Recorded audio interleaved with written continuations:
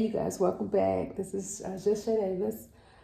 And if you're new to the channel, if you'd be so kind, you can like, comment, subscribe, and hit that notification bell. Please know that you appreciate it. I appreciate you.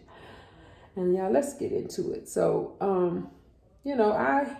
I've been thinking about boundaries and establishing boundaries, and I know this looked like a hair tutorial, but I was just thinking about. I was sitting up here moisturizing my hair before I go to sleep tonight, but I was thinking about boundaries and how sometimes, when people set up boundaries, it's not always about the other person. You know who you are. Like, I know who I am.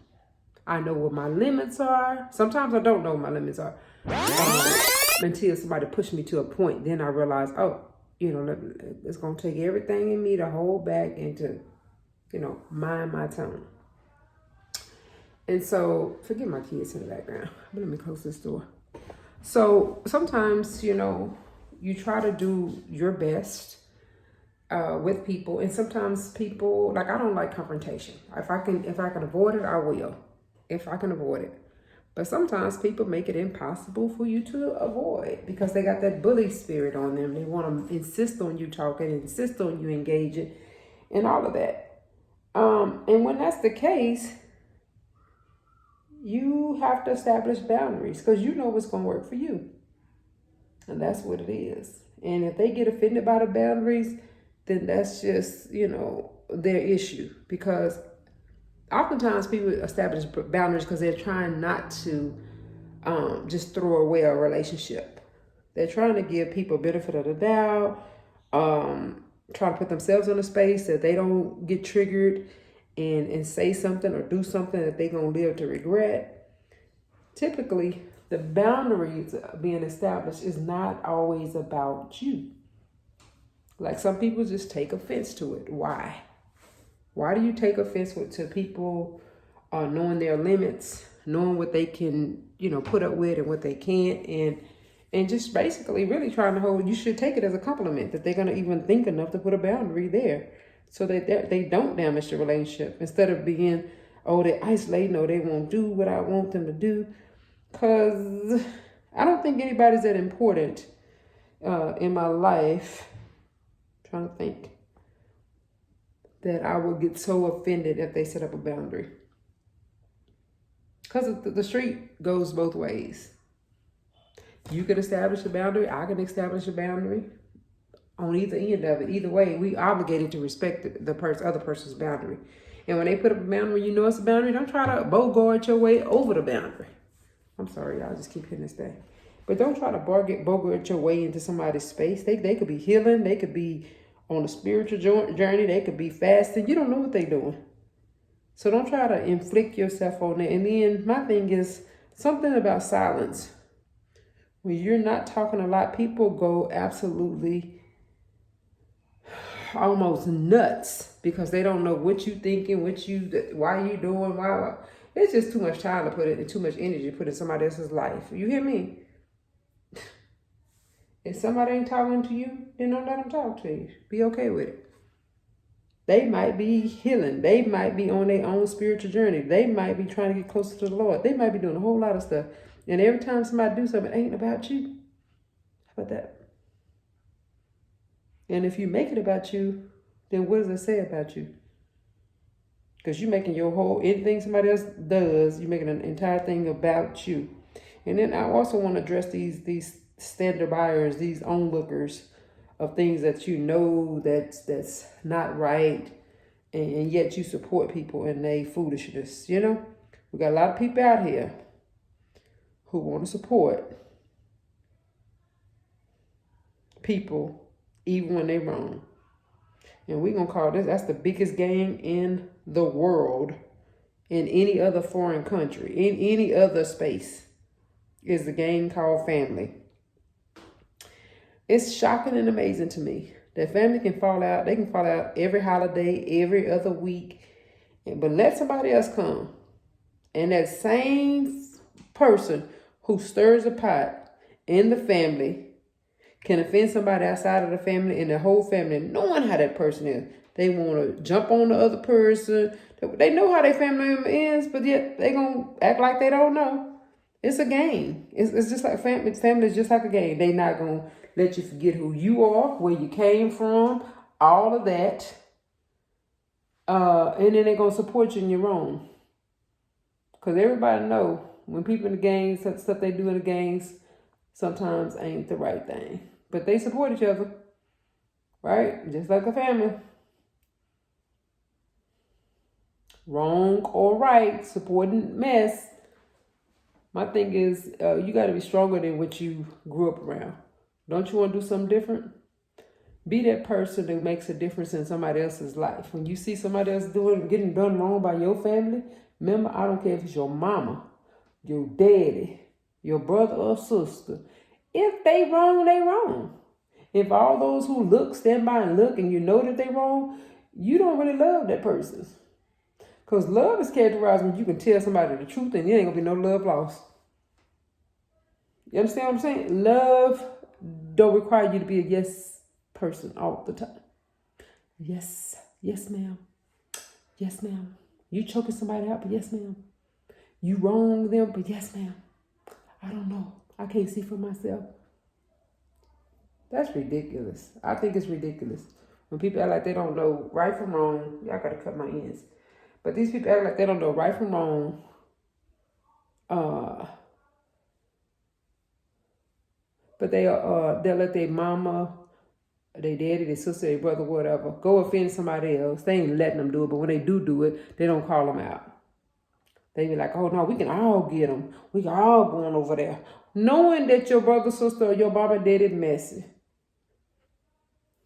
Every holiday, something jumping off because of that one person. It's always surrounded by that one person. And why something jumping off of somebody. Every single time. They're whispering behind the back. People whispering that's, married into the family, whispering behind your back. Because what? They know you messy too. I wouldn't be wanting nobody to talk about mine. If it was, up to me. And then they got the inner woven stuff within the family. They know the mama gonna stir the pot every holiday season. Every holiday season. But yet, nobody want to call her out with respect. Not be disrespectful, but to call her out and say, Mom, that ain't right. Because sometimes you got to make people conscious of stuff. Y'all, I'm just doing a rough end cut because my ends are bad. Or they need to be cut. I've been cutting them the last couple of times, but either way. But I'm saying, nobody's willing to call Big Mama out in a respectful way when she's doing something, making one of her own children or grandchildren or anybody. It ain't got to be nobody related to it. Making somebody else feel like they wrong when it's indeed her. She brings the drama every holiday season. And it doesn't, I don't remember anything in the Bible saying that, you get a certain age, you don't sin no more.